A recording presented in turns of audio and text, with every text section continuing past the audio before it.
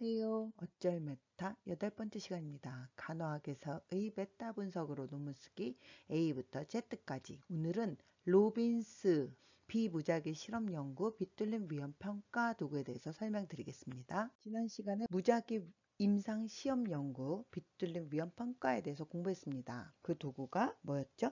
로비였죠. 리스크 오브 바이어스에 대해서 같이 공부했습니다. SR 또는 메타 분석을 할때 RCT만 포함하지 못할 경우들이 많습니다. 간호학 연구를 할 때는 더 많습니다. 그런 경우는 비무작위 임상 시험 연구, 즉 RCT가 아닌 NRSI Non-Randomized Studies of Intervention 이라고 하면 비무작위 임상 실험을 SR과 메타 분석에 포함할 것인지, 그리고 연구들의 결합을 어떻게 할 것인지, 이 연구를 포함하는 게 맞을지 안 맞을지, 그런 문제들로 평가하는 것을 빗뚫림이라고 했었죠. 롭과 다르게 비무작위 임상시험 연구 빗뚫림 위험 평가는 로빈스라고 기억하시면 됩니다. 지난 시간에 우리가 같이 공부했었던 RCT 아닌 경우 알면 되겠죠.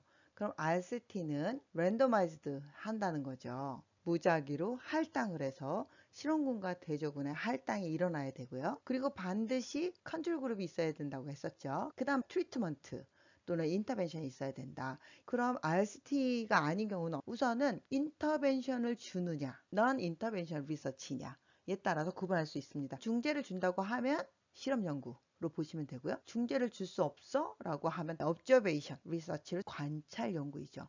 그 다음에 고려해야 될 것은 무작위 배정을 했냐라는 것입니다. 즉 할당을 했을 때 랜더마이즈 어사이너라고 하면 yes인 거고, 그런 방법을 RCT라고 얘기한다고 그랬죠. RCT임에도 불구하고 바이어스가 있을 수 있는지를 평가하는 것을 롭이라고 했었죠. 그렇지 않은 경우는 실험을 했지만 무작위로 할당하지 않은 경우 Non-Randomized Intervention Study라고 얘기하죠. 이 경우는 로빈스라는 도구로 바이어스가 얼마나 큰지를 평가하면 됩니다. 그 외에는 관찰을 했다. 그런데 비교 집단이 있냐? 대조군이 있을 수가 있어요. 그런 연구들을 케이스 컨트롤 또는 코호트, 이런 경우를 아날라이틱 스터디 분석 연구라고 얘기하고요. 비교 집단이 있어야 됩니다. 없는 경우를 디스크립티브 스터디라고 얘기한다. 그럼 로빈스로 리스크 오브 바이어스를 연구하는 스터디나 그림을 그려보면 이렇게 될 것입니다. 연구 디자인에 대해서 잠깐 설명드렸지만 코호트 스터디와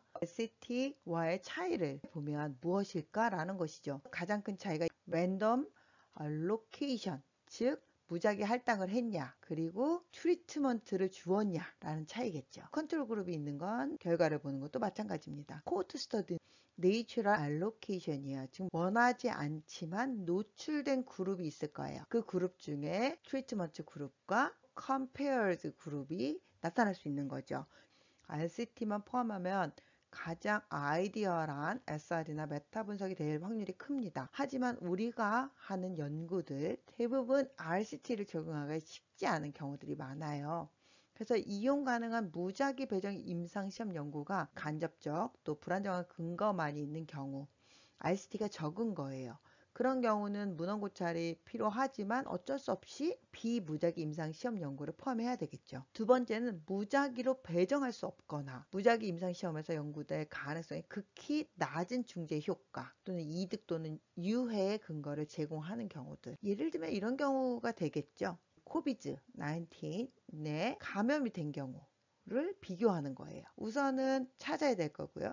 이 중에 이 사람들이 일부는 2차까지 백신을 한 대상자가 있고요. 또 일부는 아직 하지 않은 경우도 있을 수 있어요. 또는 1차까지만 한 사람들도 있을 수 있어요. 그럼 우리는 한 사람과 그렇지 않은 사람들을 비교하고 싶을 수 있겠죠. 이런 경우는 제가 인위적으로 코비드 19을 감염시킬 수도 없고 인위적으로 어사인할 수도 없죠. 그런 경우들을 구분해서 아웃컴을 보는 경우를 우리는 코호트라고 얘기한다고 했죠. 비무작위 임상 시험 연구를 포함할 수밖에 없다라고 기억하시면 됩니다. 그래서 해당 PRCI를 다루는 RCT가 부족한가? S라고 하면 내려가서 이용 가능한 NRS가 치명적인 빗뚫림 위험 없이 피코를 다루는 연구 디자인 특성을 갖고 있냐? S. 그리고 이용 가능한 NRSI가 피코를 직접적으로 다루고 있느냐, 중재나 비교자, 중재 결과 세팅 같은 것들을 다루고 있다.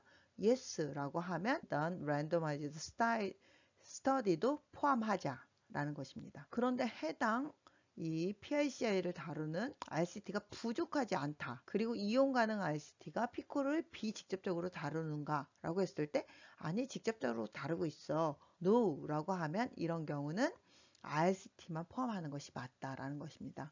첫 번째부터 주제 선정을 하고 지금 이 과정까지 따라오고 계시다면 그럼 내 주제 자체가 RCT만 포함할 수 있는지 아니면 이렇게 NRS도 포함해야 되는지를 알고리즘으로 평가해 보면 되시겠죠. 그럼 우리 연구에서 S, 비무작위 연구를 포함해야겠다 라는 알고리즘 결과가 나왔다 라고 하면 검색을 해야 되겠죠. 검색 방법은 RCT 검색보다 훨씬 어렵습니다. 그 이유는 RCT는 대부분은 제목에 스터디 디자인까지 써 있습니다. 그렇지 않다면 대부분은 초록에 다 있거든요.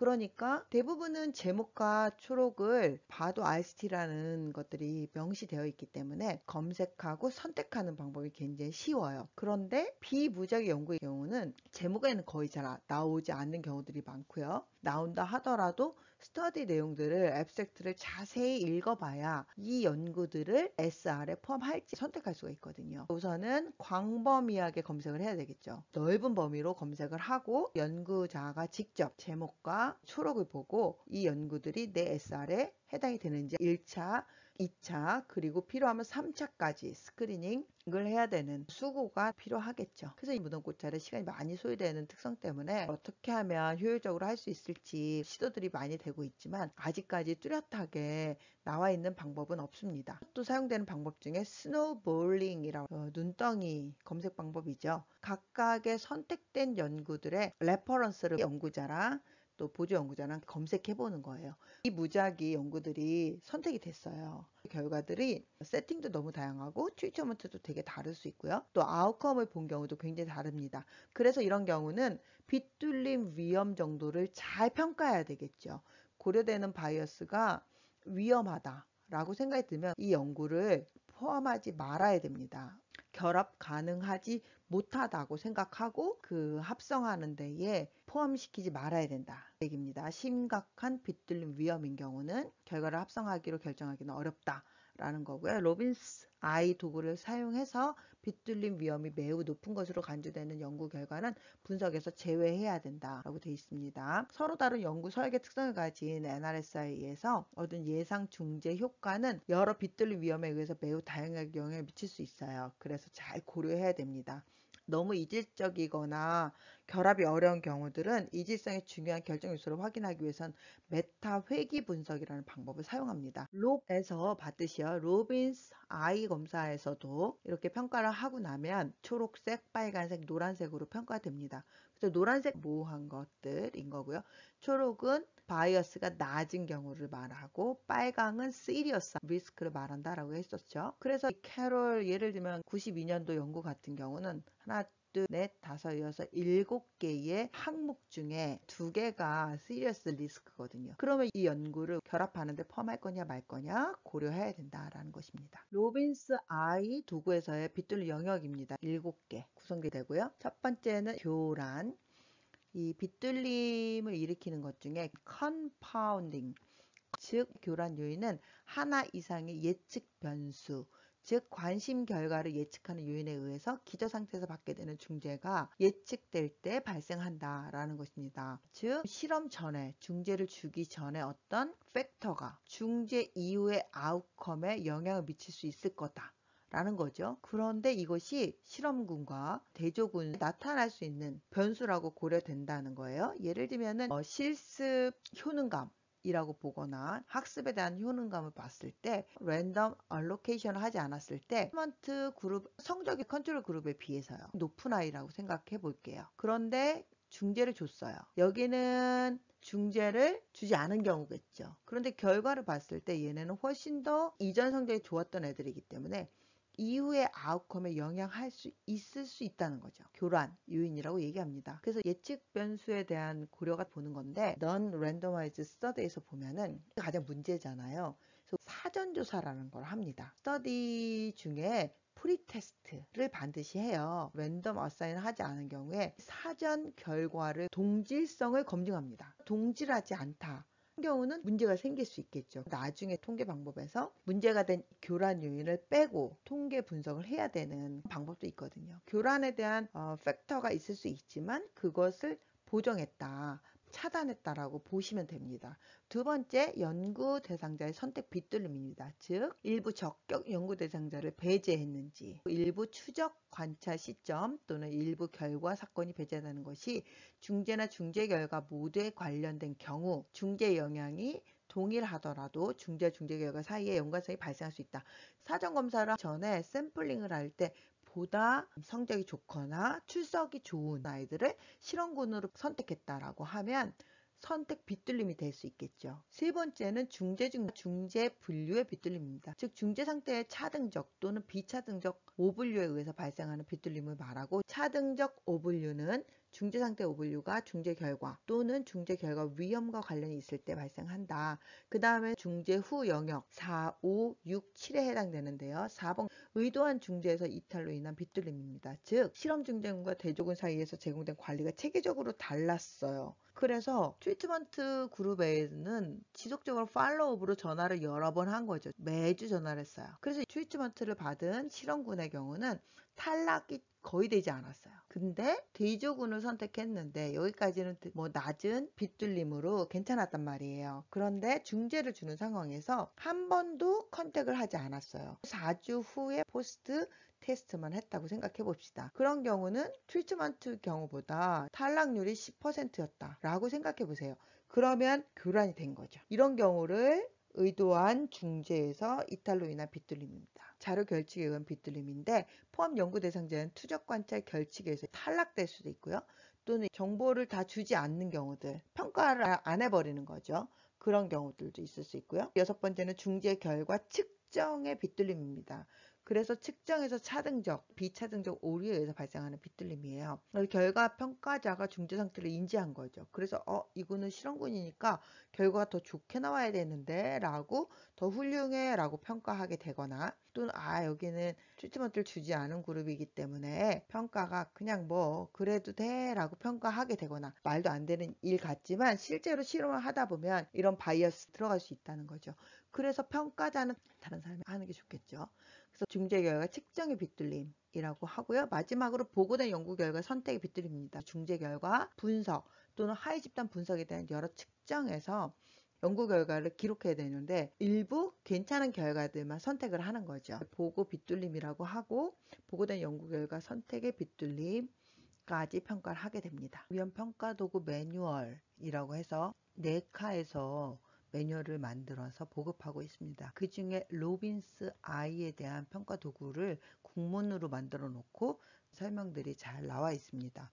관련 창에 다운받을 수 있는 링크를 업로드 하겠습니다. 국문 로빈스 I 평가 서식지라고 되어 있고 1단계, 2단계 로 나눠져 있고, 1단계에서는 프로토콜 단계라고 되어 있습니다. 분원고차 질문을 피코 인 거죠. I, 그다음에 C, 그리고 아웃풋이 되겠죠. 대부분의 연구에서 중요한 교란 영역의 목록을 작성해 보자 라는 것입니다.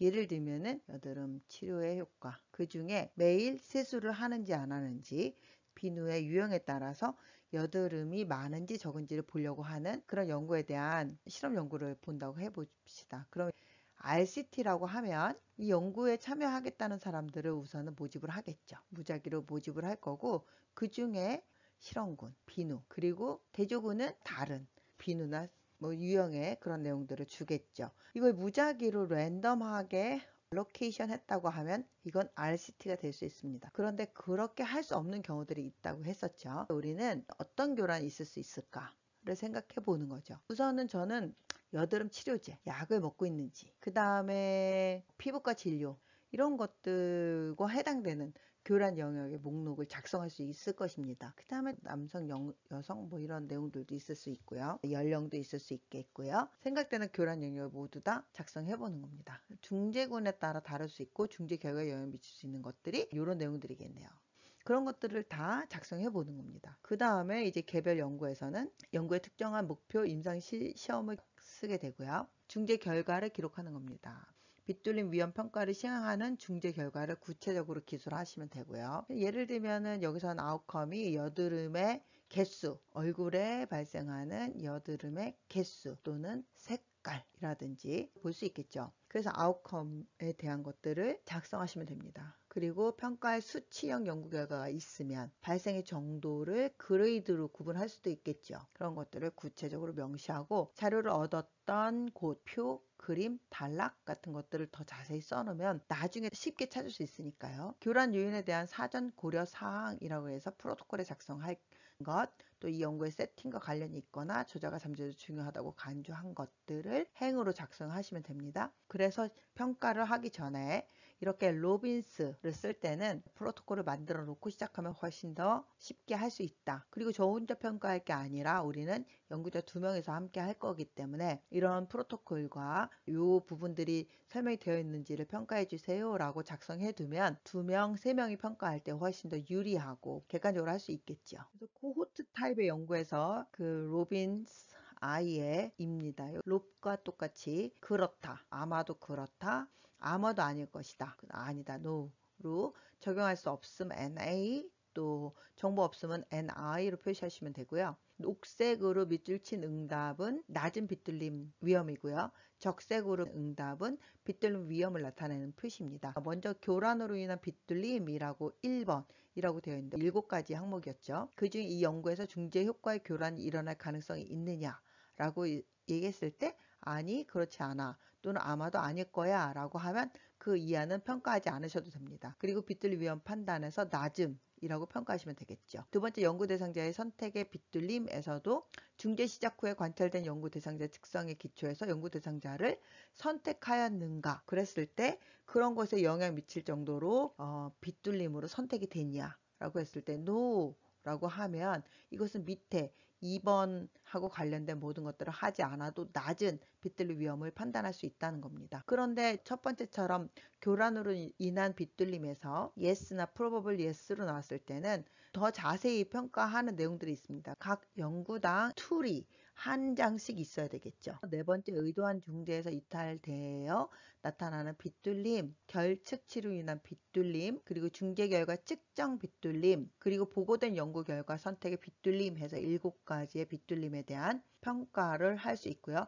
마지막에 전체 빗뚫림 위험 판단이라 해서 낮음, 중등도, 높음, 매우 높음, 정보 없음으로 구분하여 평가할 수 있습니다. 그래서 낮은 빗뚫림 위험에서는 교란으로 인한 빗뚫림, 연구 대상자 선택의 빗뚫림, 중재 분류의 빗뚫림 각각의 교란이 예측되지 않아야 하고 그 다음에 목표 임상 시험에 적절할 것 같은 연구 대상자가 연구에 포함되어야 하고 각 연구 대상자에 대해 추적 조사의 시작과 중재의 시작이 일치하였고 중재 분류에서 중재 상태가 잘 정의되고 중재 시 수집된 정보에만 근거한다. 이렇게 되었을 때 낮은 빗뚫림 위험이다 라고 평가하시면 되고 그래서 매우 높은 빗뚫림의 경우는 중재 효과에 대한 근거로 사용하기에는 너무 문제가 많다라는 거예요. 그럼 이런 연구들은 어떻게 하면 좋겠다라는 거죠? 예, 결합하는 데에 포함할 수 없다 그런 얘기죠. 본질적으로 통제할 수 없는 교란 또는 음성 비교 중재의 사용이 특정되지 않은 교란을 강력하게 시사하고 있고 그 다음에 대상자 선택에서 역시 중재와 중재 결과에 매우 밀접하게 관련이 있고 분석에서 보정될 수 없고 그 다음에 상당한 양의 추적 관찰 시간의 양이 분석에서 누락된 것으로 보인다. 발생 비가 시간에 따라 일정하지 않다. 그리고 마지막으로 중재 분류 빗뚫림이라고 해서 일반적이진 않지만 중재 상태의 오분류의 양이 극도로 많다. 비정상적으로 강한 회상 빗뚫림 같은 경우에 빗뚫림이 크다라고 할 수 있겠죠. 이런 연구들은 포함하지 마시라 라고 말씀드립니다. 계속해서 의도한 중재에서 이탈되어 나타나는 빗뚫림, 결측치로 인한 빗뚫림, 중재 결과 측정 빗뚫림, 보고된 연구 결과 선택의 빗뚫림 위험의 내용들이 작성되어 있습니다. 그래서 모두 다 평가할 때 한 번씩 다 리딩 하시고 질평가에 들어가시면 되겠죠. 마지막에 로빈스 I에서 영역 전체와 전체적인 빗뚫림 위험 판단 해석하기라는 게 있죠. 전반적인 평가를 다 끝낸 다음에 평가하는 겁니다. 그래서 각 영역 내에서 낮은 빗뚫림은 잘 수행된 무작위 임상시험과 유사하다. 낮은 빗뚫림 위험으로 판단됐다 하면 이 연구는 낮은 빗뚫림 위험이고요. 중증도는 이 영역과 관련해서 비무작위 연구로 적합하지만 잘 수행된 무작위 임상시험과는 유사하지 않다. 영역 간에서도. 그리고 모든 영역에서 낮거나 중간 빗뚫림 위험으로 판단되었다. 라고 하면 중등도 빗뚫림 위험이고요. 높은 위험은 몇 가지 중요한 문제가 있다. 7가지 중에서겠죠. 그리고 몇 가지 중요한 문제를 각 영역에서도 가지고 있었다. 최소한 하나의 영역에서 높은 빗뚫림 위험으로 판단되나 어떤 영역에서도 매우 높은 건 없다. 라고 했을 때 높은 빗뚫림 위험이고요. 매우 높은 빗뚫림 위험은 중재의 효과에 대한 일반적인 근거를 제공하기에 이 영역에서 너무 문제 많고 최소한 하나의 영역에서 매우 높은 빗뚫림 위험으로 판단되었을 때는 매우 높은 빗뚫림 위험으로 보고 이 연구는 기준에 따라서 우리 연구의 SR과 메타 분석에 포함하지 않겠다라고 쓸 수 있고요. 정보가 없는 경우들이 많죠. 이 영역에서 빗뚫림 위험을 판단할 만한 기초가 되는 정보가 없고 영역 간에서도 기준은 높거나 매우 높은 빗뚫림 위험이 있다는 명백한 명시가 없고 하나 이상의 주요 빗뚫림 영역에 대한 정보가 부족하다라고 했을 때는 이 연구는 그냥 포함합니다. 지금까지 우리는 개별 연구들, 선택된 연구들의 개별 연구들의 질적 평가에 대해서 공부했습니다. 그래서 첫 번째는 RCT에 대해서 질평가해서 롭2를 공부했고요. 그 다음에 오늘은 로빈스, 비무작위 연구, 임상시험 연구에 대해서 질평가를 어떻게 할 것이냐, 로빈스 I에 대해서 공부했습니다. 로빈스 I 같은 경우는 특별히 좀 더 복잡하게 평가해야 되죠. CT를 보장하지 않았을 때 발생할 수 있는 실험의 효과를 방해하는 그러한 변수이거나 또는 바이어스, 편향이나 오류라고 표시할 수 있죠. 리스크들이 너무 크기 때문에 각 연구에 대한 질적 평가들이 잘 되지 않고 결합되었을 때는 전체 연구의 결과들에 영향을 미칠 수가 있습니다. 그래서 질적 평가를 더 주의 깊게 보셔야 되고 자세히 평가해야 된다라는 것을 다시 강조드립니다. 지금까지 어쩔 메타였습니다. 감사합니다.